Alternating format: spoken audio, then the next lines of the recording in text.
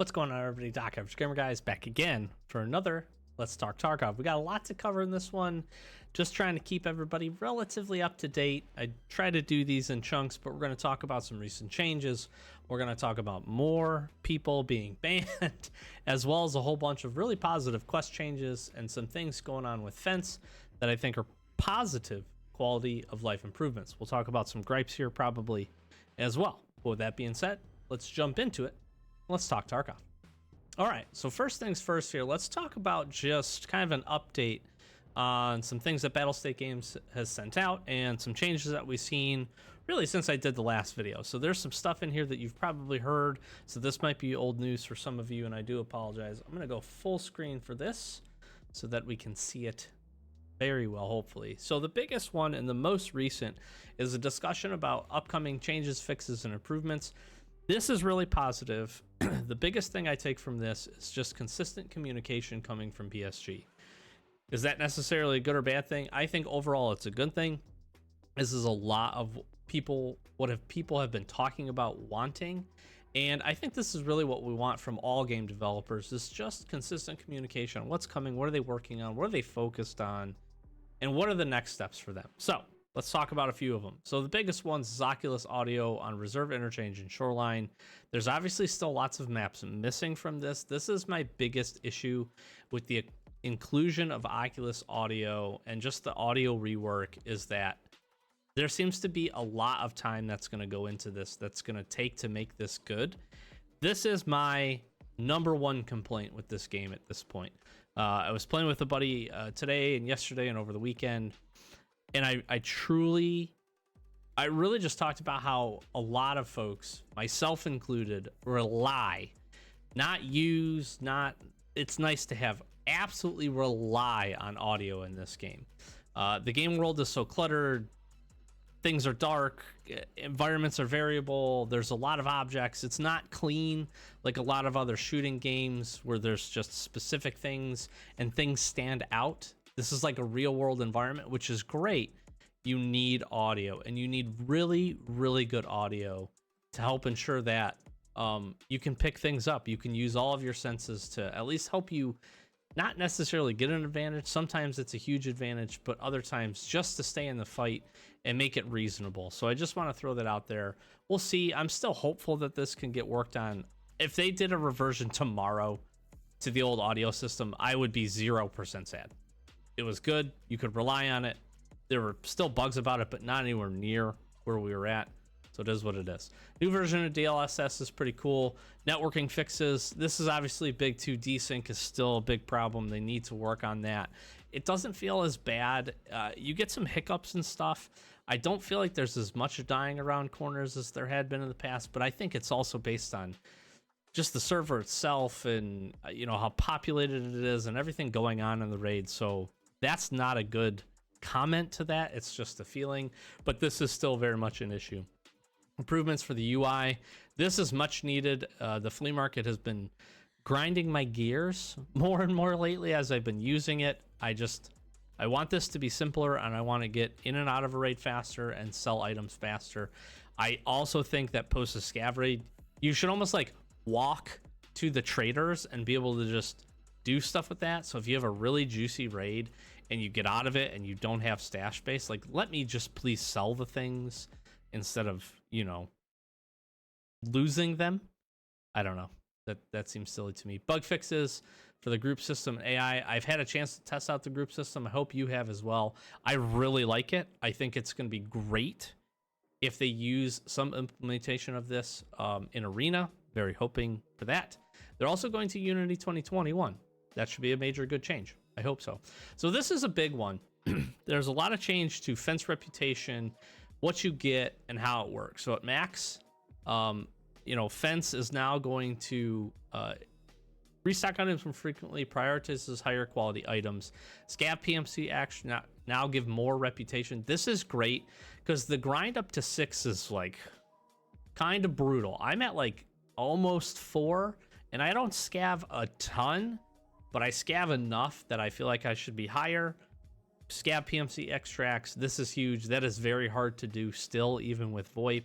So that's pretty cool. I like the vehicle extract discounts, although I never felt like those were that bad. I mean, a couple thousand rubles. You have to plan to bring it in. You can't usually find it unless you get really lucky. So I like that change for that, but otherwise, it is what it is. It's good.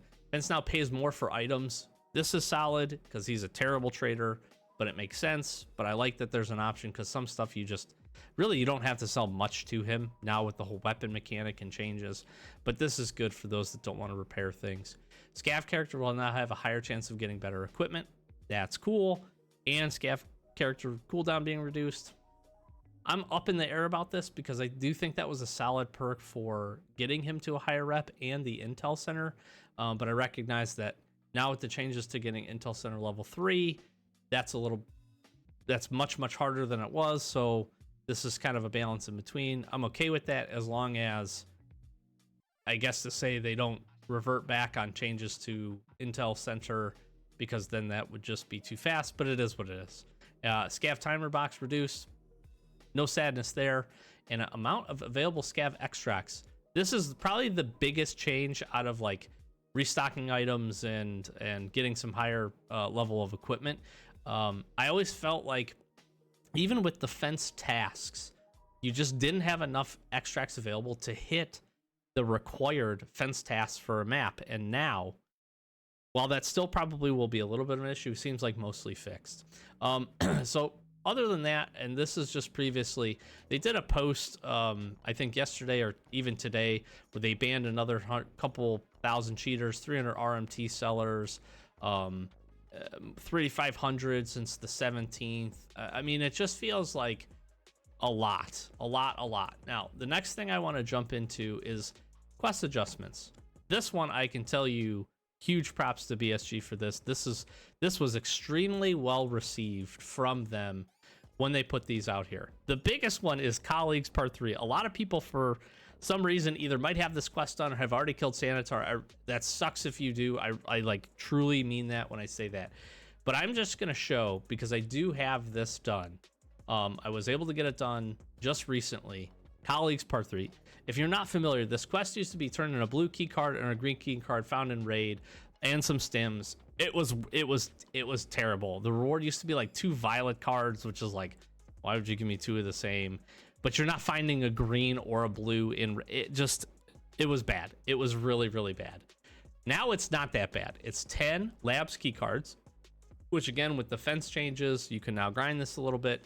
10 is a lot of raids, but is findable. You got to hand those over. You need an AHF1 and you need a 3 BTG.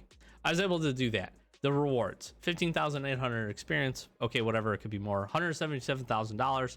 Beautiful. You get some stims. You get 2 of the new, or 5 of the new abadabalablesses. I don't know how to say that. You get 5 of those. You get 3 melodonids, 3 L1s. You get 4 grizzly, which I personally love. Use them all a ton. And you get a Black Labs key card. This is pretty dope. You get a meds case, you get therapist, and fence reputation. So we're actually going to complete this right here. I am ecstatic to be able to get this done, which is amazing. And look at that, boys and girls, ladies and gentlemen. Huge. Can I even receive all these things? Oh, I screwed it up, didn't I? If I would have, some of you are like, you should have taken the thing first, you idiot. Yeah, that would have been good. Anyways, that's huge. That's really, really cool. Very, very happy with this. These right now, in case you're wondering, are selling for no money dollars. Is there none out there? Hello? I guess there's none. I've seen these around the 7 million ruble range as of recently, and I'm not surprised that a bunch of them popped up onto the flea market probably after this quest was updated. So very happy about that. Interestingly enough, I was able to get the barter earlier, and I actually already have one, so I am going to be selling this one, which if you're looking for a way to grind some money, I really think that's a solid later game quest. So very happy about that. So that's really cool. Crisis, they changed from some 5 LEDX to 3 LEDX. It is what it is. Some decent things there, but you do get SJ9s. So I just actually opened this quest up. The beautiful part about this is getting 5 of these This is the hardest stim to find for one of the Lightkeeper tasks. So being able to get Crisis Stun is great. And now it's 2 less LEDX. So you got to find them, but you be able to get there. That's pretty cool. Worst best job in the world. They changed some of the barters related to this, so that's cool. Provocation is now down to 20. This is a Lightkeeper task, so a lot of you probably not familiar. That's a good change. This quest doesn't feel that bad, to be honest with you. The area that you can do this in is really big, and it's enemies. I would love to see this change for a lot of the quests from PMCs to enemies, because it includes scavs. So we'll talk about that, but that's huge. Make an impression is now 350 meters. Again, that's another Lightkeeper task. Hunter is down 5 for Sturman, so you can get your big boy rifle there. And this isn't too bad. 20, I think, is very doable. Swift one is now 15 PMCs. 20 wasn't ever that bad. It's just no armor, no helmets. You can still use ears. You get a little bump up in rewards. I actually really enjoy Swift one. It's one of my favorite tasks in the game, because it really is like a challenge. It's also very rewarding when you get kills, so that's pretty fun. Return the Favor is 15 PMCs around the mountain area and woods. Again, that is what it is. Cleaner now down to 40 raiders. This just saves you some raids. I feel like raiders have had a pretty decent spawn chance this wipe, so that's not that big of a deal, but you do get some additional skills here, which is pretty cool. I also will just comment, a lot of the changes I'm seeing are including more skill-based type things and increases, like assault rifle skills, like certain skill points for different, skill tree items, like whatever, metabolism and all that stuff. I like those changes because it lessens the grind. I don't know what you guys think about that, but that's cool. Payback is another change to another Lightkeeper task. And then assessment part 1, they're talking about adjusting this, which is really good. If you're not familiar, you have to kill PMCs in an area around basically the lighthouse and the bridge specifically. It's too small, in my opinion, but they need to do it. And then they added the Harris bipod. They also, I believe, did some changes. Let's see if we can find it. They did some changes to some other stuff. They removed barters. We all know that. They did some changes, I believe, also to quests and their experience gain. And I might not be able to find it, but there was a lot of quests changed, and I might have covered this in the last one. I don't know. Yeah, I don't seem to be able to find it, but there was a lot of quest changes for experience and just updating experience for who got what, when you got it, how much you got. And it just made a lot of sense. A lot of the changes made a lot of sense for the quests that you're getting done, especially with the amount of experience you need now. Again, it's this delicate balance for them to make sure that they're not giving you too much experience to be able to accelerate too fast, but also making sure that the progress and when you complete the task makes sense for how much experience you get. So for instance, I literally just killed Rashala and got the TT and turned that quest in. I got like, I don't know, 10,000 experience. That's literally nothing for me at level 48. Now I waited too long. Earlier, had I killed him earlier in the wipe when I'm level, low 20s-ish or so, that would have still been a good chunk of experience. That would have helped me accelerate. So I like kind of the continued tweak. I like that they're spending some time looking at quests and working on those things. So very happy about that. And good changes overall. So let me know what you think. Some good quest changes. I think a couple of other things that we didn't necessarily talk about was a few others. Capturing outposts, if you're not familiar, is now down to 8 kills each. This does not have to be completed for Kappa anymore either, which is a huge change. Let's see. And a few others. Shooter Born in Heaven, I think everybody knows, is down back to 100 meters. We're closing in on that. Pretty happy with that. I still have, again, like all of the bosses to kill and some other things to do here, but we're making some good progress. So yeah, that's kind of where we're sitting. That's what I wanted to spend a little bit of time talking about. I'm going to swap back over to Hideout Management here and just kind of close this one up by saying I feel like the game is still moving in a good direction. I do feel like it's really hard to read the cheater situation with their bans. They're talking about banning a lot of people. For all we know, they could have been doing this before. I don't know. I think there's a general sense where people are a little bit more scared about cheating in this game. It also seems like, again, some of the hype from the wipe has died down, so raids have not felt dead by any stretch of the imagination. Just it's starting to get to that point where we're lulling down a little bit. I think a really good next patch I'm hoping for has some of the items we talked about up front there that BSG talked about, and some additional quality of life things I think would help to keep just some positivity going for the game, especially if they could work on some of the major issues. Some good changes have happened. If they continue to work on quests, continue to work on some UI, I think those are all wins. And I just really hope that we continue to get good communication. We kind of touched on that at the beginning. Them talking to us, telling us what's going on, what they're working on, I think is huge. I definitely have also been playing some other games, but I have definitely come back to this now, having seen some of the changes and kind of back into the groove and having a good time. And I think, again, a lot of the quest changes for me personally brought me back, because I think a lot of that stuff was just things I didn't want to do or was just annoying to do, and some of them are now easier. So I'm happy about that. Let me know. Let me know if you're still playing. Let me know if you're still interested in it. Let me know if you're still working through the grind. And let me know what you think still needs to get worked on. Again, audio. That's like the number one is audio. Communication, I love to see from them. Desync and server stability, I think, are also huge.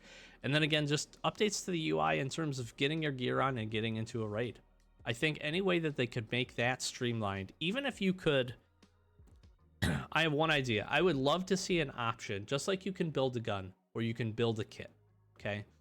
And essentially what you would be able to do is filter this kit build, if you will, from things that are purchasable on the flea market or things that are only purchasable from a trader. And I would love to be able to go click this kit build, click purchase, and the game just auto purchase everything for you, assuming you have the right amount of money in dollars and euros, and it could honestly tell you what that value is. Hit the click button, it purchases everything for you, and honestly just throws it onto your PMC. Now there's probably a lot of systems behind that in the coding piece that I don't understand. Your PMC would have to have nothing on them. It would only put, armor, helmet, stuff like that. You'd have to still maybe purchase your mags and put ammo in it, but at least could build the gun for you, put your armor, your headset, your helmet, your backpack on, or you could choose not to have one of those items. Bam, one click, all that stuff goes on there. You're filling up some ammo, you're filling up some meds, putting whatever you want, swapping your keys in your container, and you're clicking into a raid. Huge quality of life. That alone, in addition to making things easier to sell, such as giving us a quick sell feature with all the traders and just clicking items over into smaller drag bars, and then being able to sell all those things at once to process to you, so you don't have to click in each individual trader. Do those two things, people would love this game a whole lot more, because you'd be in and out of raids faster. Let me know what you think. Hopefully those are good ideas. Hopefully you're enjoying Tarkov or whatever other game you're playing. I'm going to flash some socials. I'm going to do that stuff. Hit that like, that comment, the subscribe button for us. We do appreciate it. We're continuing on with our hardcore series and our escape series, as well as trying to bleed in some more just highlights and just fun moments. I also think I'm going to be starting to work on some more quest guides. I think that's one area that I can certainly help some folks. Some videos that I did not really intend to be quest guides ended up being quest guides, which I think folks have found really, really useful. So let me know down in the comments below if that'd be something that you would like me to do, and what specific quests would be helpful for you for me to cover, because I'd be really interested in do that. I love sharing knowledge. I love helping folks out, and I think that's at least one good thing that I can do for the community. So let me know. Other than that, I've been Doc, Average Gamer, guys. As always, thanks for watching, and we'll catch you next Escape from Tarkov video. Peace.